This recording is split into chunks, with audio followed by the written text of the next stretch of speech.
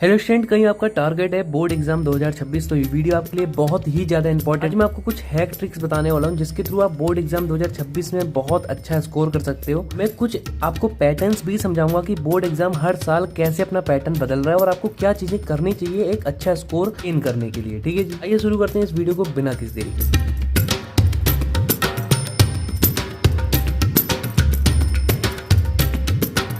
मैं यहाँ पे आपको तीन चीज़ें बताऊंगा, तीनों की तीनों चीज़ें आपके बोर्ड एग्जाम से रिलेटेड हैं और बहुत ज़्यादा आपको हेल्प करेंगे। मैं लिख के दे रहा हूँ, ठीक है जी। मेन चीज़ें जो है वो आपको यहाँ पे मैं आपको तीन स्टेप में बताऊंगा, सिर्फ तीन ही काम करो और इनको दोहराते रहो बार बार, तब आपको बहुत अच्छा रिजल्ट मिलेगा। जैसे आपको कोई भी सब्जेक्ट पढ़ना है, ठीक है। फॉर द एग्जाम्पल मैं अभी मैथमेटिक्स की बात करते हैं यहाँ पे हम लोग। सबसे पहले आपको मैथ पढ़नी है, ठीक है। मैथ हो सकता है भाई आप स्कूल से पढ़ रहे हो सकता है कोचिंग से पढ़ रहे हो सकता है दोनों जगह से पढ़ रहे हो, और हो सकता है सेल्फ स्टडी भी आप कर रहे हो, ठीक है जी।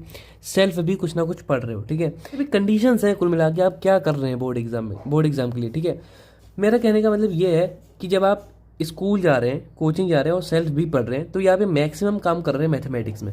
बट आप क्या इसको एक सही फ्लो पे कर रहे हैं, क्या आप इसको एक सही ढंग से कर रहे हैं, वो चीज़ इंपॉर्टेंट है, ठीक है।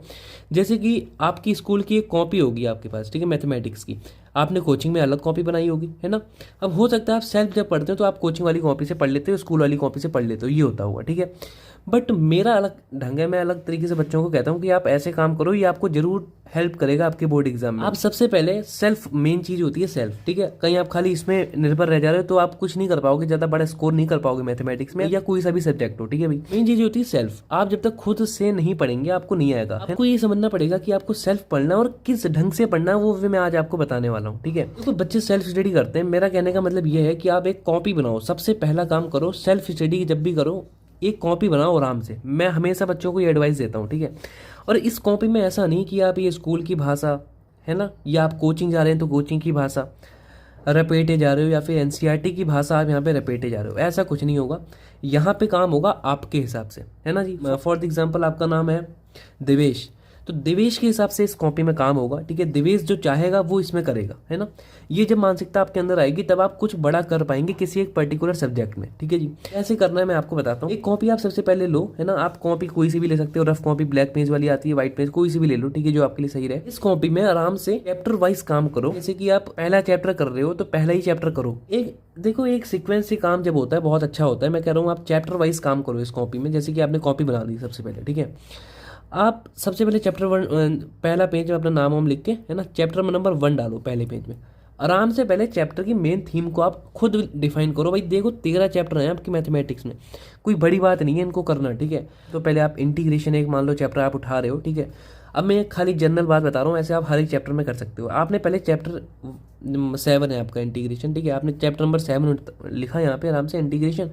देन यहाँ पे सबसे पहला मेन काम क्या है वहाँ पे, पहले आप देखो उसमें कितनी एक्सरसाइज है। फॉर एग्जाम्पल उसमें 9 एक्सरसाइज है, ठीक है, या 10 एक्सरसाइज है, जितनी भी है ना जी।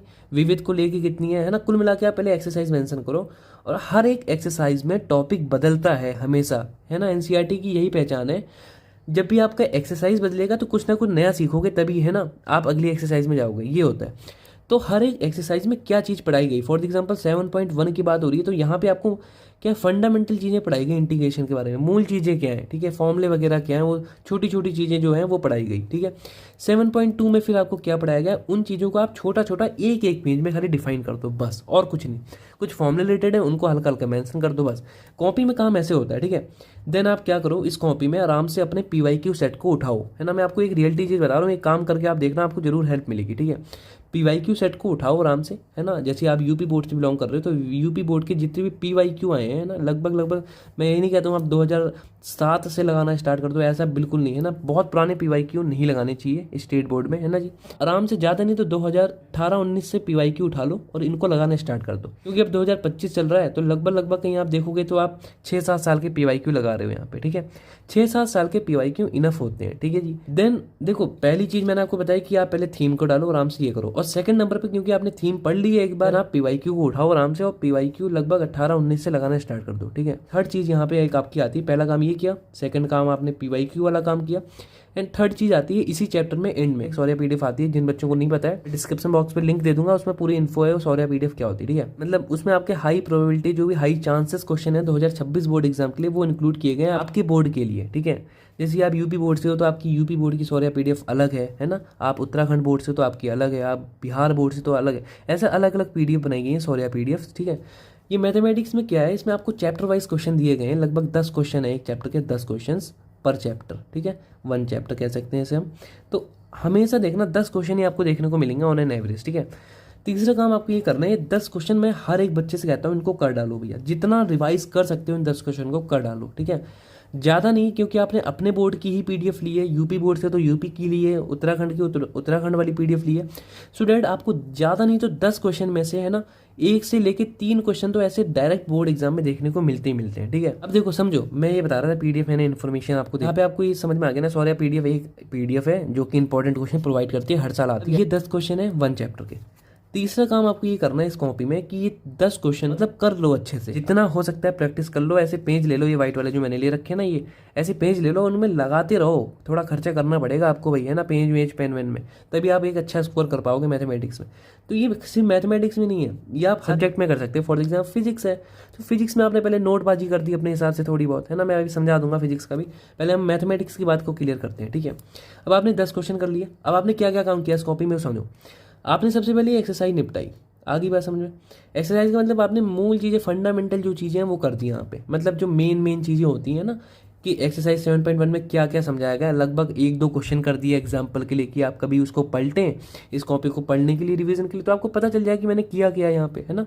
तो 1-2 क्वेश्चन एग्जाम्पल के लिए आपने उसमें कर दिए, जब आप ये फंडामेंटल चीज़ें कर रहे हैं। देन आपने यूपी बोर्ड से आप कहीं बिलोंग कर रहे हैं, जिस भी आपने स्टेट PYQ की बुक उठाई 2018-19 से लेके आपने हर एक PYQ कर ली उसके लगभग, है ना। टाइम लगेगा कम से कम इतना काम करने में, जितना मैंने आपको बताया टाइम लगेगा इसमें, अच्छा खासा कम से कम 2 मंथ चाहिए अच्छे से, है ना। देन ये जब काम आप कर लोगे, ये आपको अच्छी वैल्यू प्रोड्यूस करेगा आपके बोर्ड एग्जाम की। ये 3 चीज बहुत ज्यादा इंपॉर्टेंट रोल निभाती है। बच्चे 100 में से 100 बहुत ज्यादा बच्चे होते हैं जो स्कोर करते हैं 3 चीज करके। उनके फंडामेंटल्स क्लियर है, उन्होंने भैया मूलभूत चीजें पढ़ रखी, उन्होंने PYQ के पैटर्न को भी देख लिया, कि उन्होंने भाई 6-7 साल के आराम से PYQ पैटर्न देख लिया कि क्वेश्चन आ कैसे रहे, इस चैप्टर से कितने क्वेश्चन आए। खैर हम भी बताते हैं ये सारी चीजें कि आपको ये चैप्टर पढ़ना चाहिए, ये सारी चीजें हैं, आप चैनल विजिट करें एक बार, ठीक है। मैं एक चीज और आपको बताता हूँ, जब आप खुद से कोई काम करते हैं, खुद से आप कोई चीज खोज कर रहे हैं, फॉर एग्जाम्पल आपने पेपर उठाया बोर्ड एग्जाम का, आपने देखा 3-4 साल के पेपर उठाए, उसको आपने एनालिसिस किया उस चीज में कि कौन से चैप्टर से कितने क्वेश्चन आ रहे हैं, ठीक है जी।